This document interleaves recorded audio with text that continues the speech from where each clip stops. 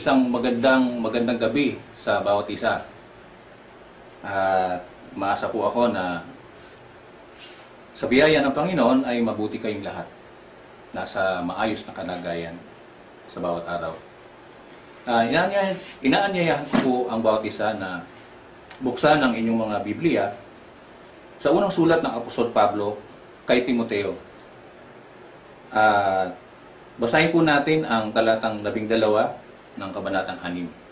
Yung 1 Timothy chapter 6 verse 12 para po sa ating devotion ngayong gabi, ating prayer meeting. Basahin po natin ang 1 Timothy chapter 6 verse 12. Sabi dito, "Fight the good fight of faith, take hold of the eternal life to which you were called when you made your good confession in the presence of many witnesses."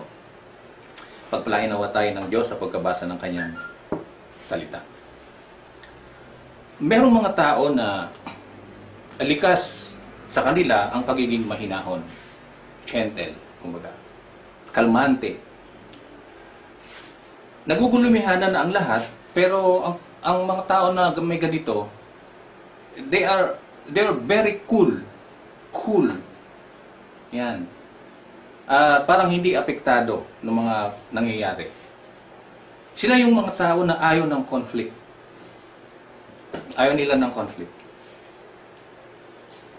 Ayaw nila ng argumento. They hate arguments. Kaya naman, ang ganitong uri ng mga tao, mainam na ito yung mga tao na mainam maging mga tagapamayapa. Tagapamayapa. So, si Timoteo ay isa sa mga taong napaka-mahinahon by nature. Kung kaya't labis din ang pag-aalala nito kay Timoteo ng Apostol Pablo na sa kanyang munang pananampalataya, baka siya ay mag-compromise. Dahil isa rin sa binabantayan ng mga taong, doon sa mga taong mahinahon, ay madali silang bumigay, madaling mahatak. Dahil ayaw nga nila ng gulo, kung minsan, oo na lang sila para matapos na ang usapan. Kaya nga, nangangamba ang Apostol Pablo para kay Timoteo sapagkat maraming pagsubok ang darating sa kanya. Maraming mga pagsubok ang darating sa kanya upang subukin ang kanyang pananampalataya. Baka siya ay mag-compromise imbes na ipaglaban ito. Pag hindi niya natagalan ang mga pagsubok o yung mga trials. Kaya naman ang bilin nito kay Timoteo, bilin ng Apostol Pablo kay Timoteo ay ganito, "Timoteo, fight the good fight of faith." Ipaglaban mo ang iyong pananampalataya.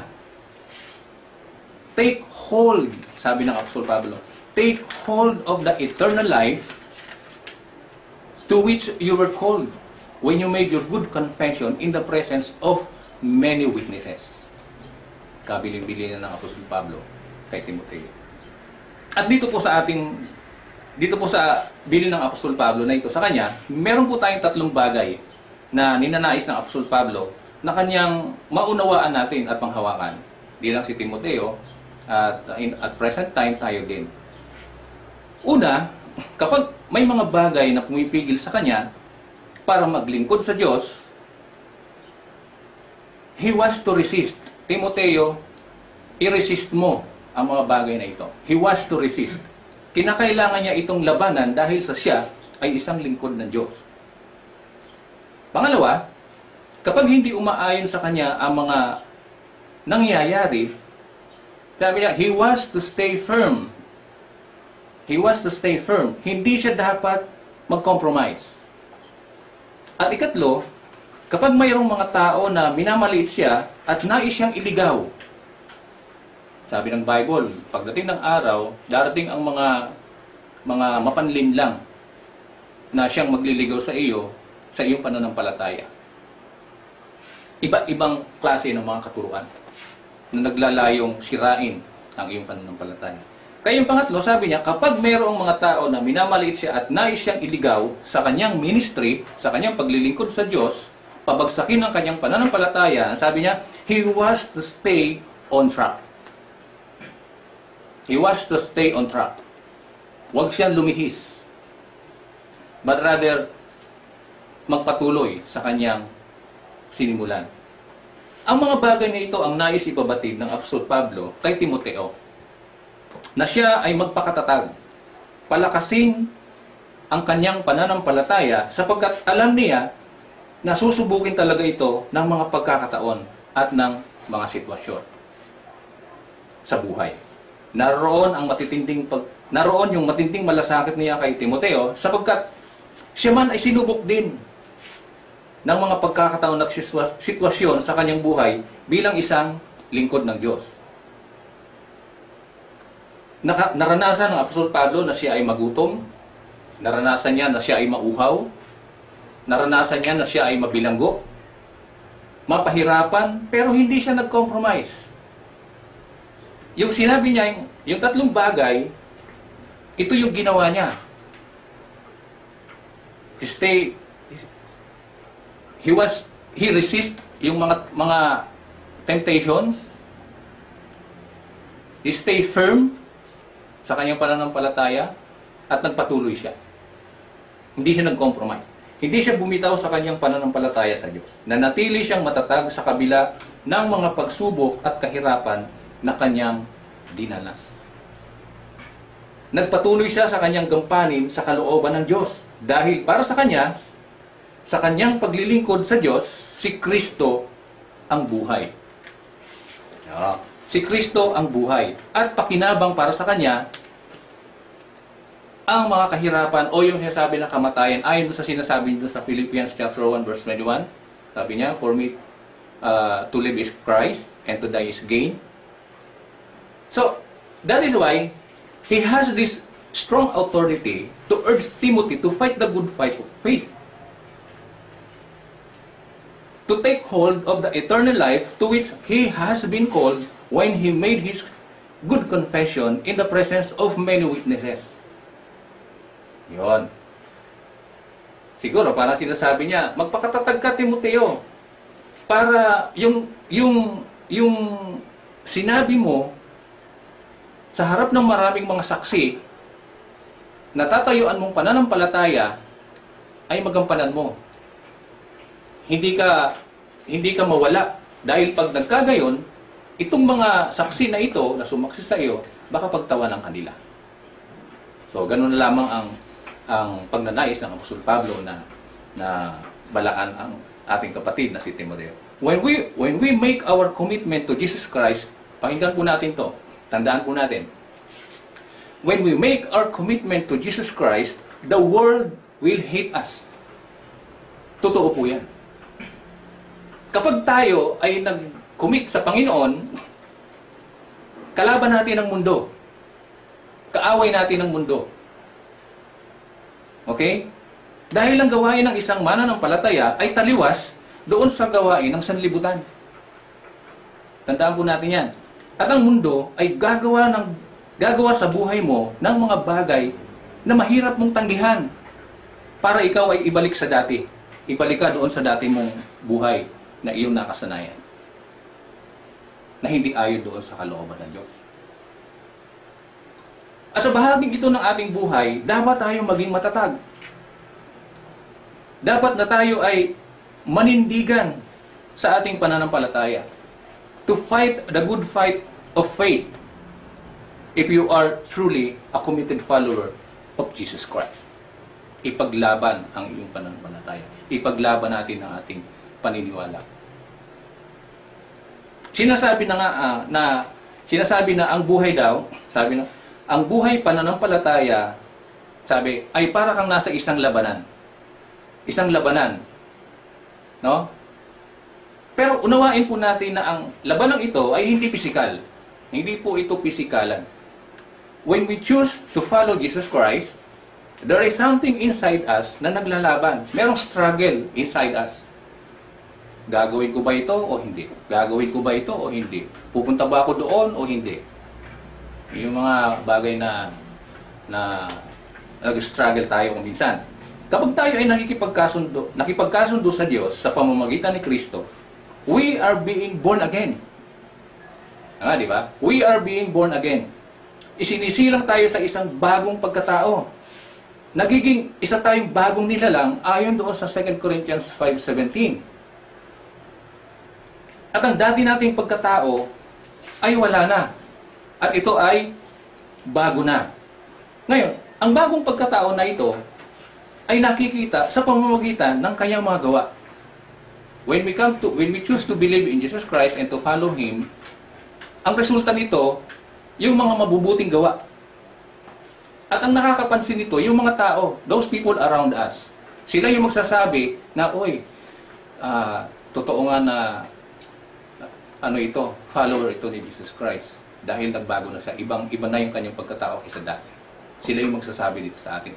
Yung ating mga gawa, sila yung makakapansin na nagbago na nga tayo ng ating mga gawa. Now, nag-iiba ang kilos, nag-iiba ang pananalita, at merong kagalakan sa kanyang paglilingkod o sa ating paglilingkod sa Diyos. Kung noon ay isang, halimbawa sabihin natin, noon isa siyang sugarol, chismoso, chismosa, laman ng kali. No. Ngayon, hindi na. Sapagkat siya ay bago na. Bago na yung kanyang ibinubuhay na pagkatao. Dahil sa kanyang pagtitiwala kay Kristo. Subalit kung minsan, dumarating ang pagkakataon na ang gawain ng lumang pagkatao ay lumalabas at nagagawa. Kung kaya't naroon minsan ang paglalaban ng luma at ng bagong pagkatao sa ating buhay, sa buhay ng isang mananampalataya. Nagkakaroon ng struggle sa loob. At may pagkakataon na nananaig pa rin yung lumang pagkatao. Ba't kaya? Nananaig yung lumang pagkatao. Mas malakas yung hatak niya kesa doon sa bago na ini-embrace ng isang mananampalataya. At sa puntong ito, marami na ang bumagsak sa kanilang pananampalataya at bumalik sa dati nilang gawain. Bumalik sa dati nilang pamumuhay na malayo sa Diyos.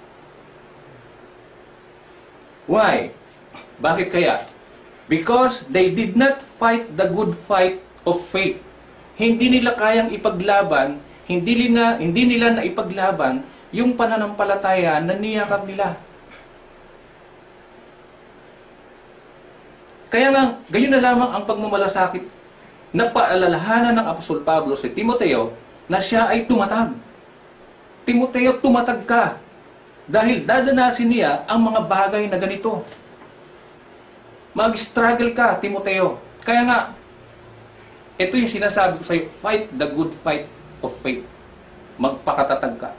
That is why, kailangan niyang tanggihan o labanan ang mga bagay o gawain na hindi ayon sa kalooban ng Diyos. Kinakailangan niyang maging matatag na hindi siya mag-compromise kapag hindi umaayon sa gusto niya ang mga pangyayari. And he was to stay on track kahit na nga may mga taong nagnanais na iligaw siya sa kanyang paniniwala. Ibahin yung kanyang paniniwala. Mga kapatid, ang kalagayan natin ngayon ay hindi katulad sa kalagayan ni Timoteo noon. Magkagayunman, Paul's words, yung salita ng Apostol Pablo kay Timoteo, ay it applies also to us sa kasalukuyan. Paul's words to Timothy applies to us also sa ating present situation bilang mga mananampalataya. Dumanas sila noon ng pagsubok at kahirapan at tayo rin sa ngayon dumadanas din ng mga pagsubok at kahirapan. And maybe God is using this pandemic for us. God is using this pandemic for us to see. Para makita natin, how are we to fight the good fight of faith kapag lumalala na ang mga sitwasyon? And how are we to act? What would be our attitude? Babalik ba tayo sa dating pagkatao? Are we going to continue trusting the Lord to help us? Dapat ang sagot natin ay Oo, we will continue to trust the Lord at all times na siya ay tutulong sa atin. Dapat ganun ang sagot natin. Even in the midst of trials and sufferings, even if our faith is being tested, we have to fight the good fight of faith.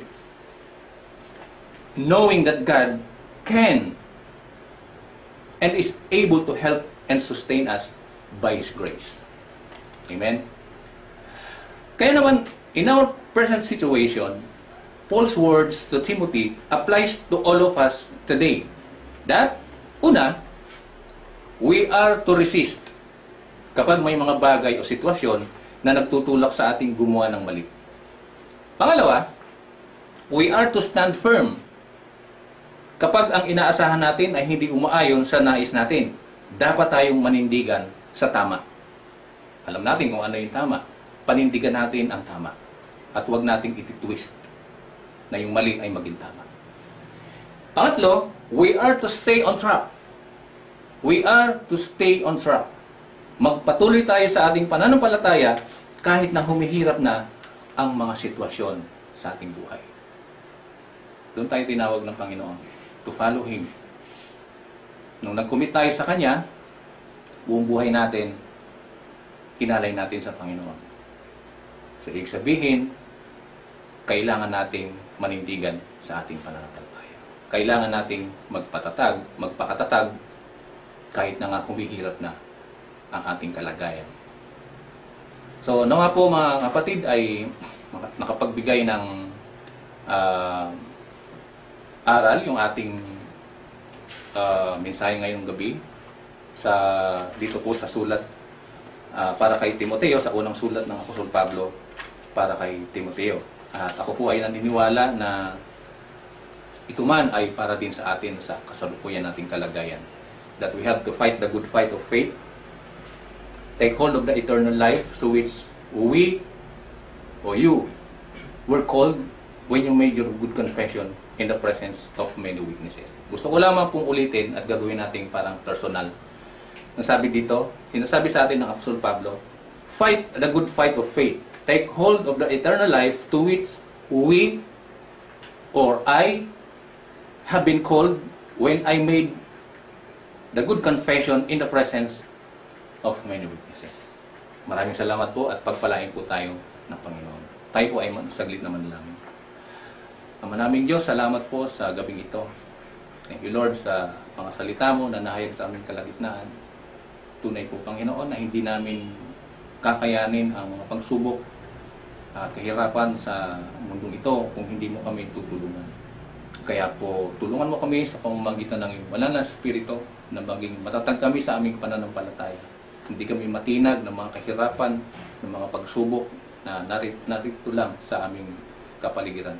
Bagkus, maging matatag kami sa bawat araw na kasama ka namin. Pagpalain mo ang aking mga kapatid na naroroon sa kanilang mga sambahayan at kung mayroon mga dumadanas ng mga hindi magandang sitwasyon at kalagayan sa buhay, nawa matutunan nilang manindigan sa iyong mga salita, matutunan naming kumapit sa iyong mga salita, yamang ikaw ang siyang nagpapala sa bawat isa sa amin. Salamat po, and all this we pray in Jesus' name. Amen. God bless.